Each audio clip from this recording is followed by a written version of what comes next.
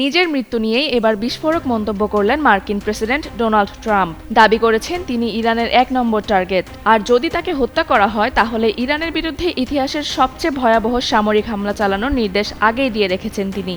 New York পোস্টকে দেওয়া সাক্ষাৎকারে Trump বলেন, আমি আগেই নির্দেশ দিয়ে রেখেছি, যদি আমার কিছু হয় তাহলে ইরানের ওপর এমনভাবে বোমা বর্ষণ করা হবে যা তারা জীবনে কখনো দেখেনি। সুস্থ জীবন, সুন্দর পৃথিবী। এটাই প্রথম নয়, এর আগেও একই ধরনের হুঁশিয়ারি দিয়েছিলেন ট্রাম্প। ২০২৫ সালে ইরানের বিরুদ্ধে সর্বোচ্চ চাপ নীতিতে স্বাক্ষরের সময় তিনি বলেছিলেন, আমাকে হত্যা করা হলে ইরানের অস্তিত্বের কোনো চিহ্নই অবশিষ্ট থাকবে না।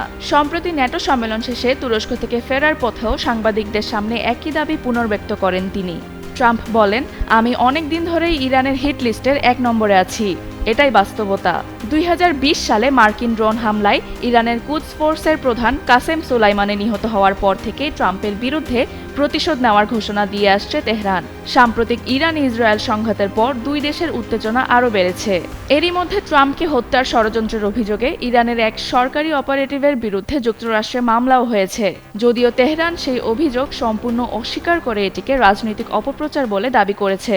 ট্রাম্পের এই নতুন হুঁশিয়ারির পর আবারও প্রশ্ন উঠেছে, ওয়াশিংটন তেহরান উত্তেজনা কি আরও বড় সামরিক সংঘাতের দিকে এগোচ্ছে?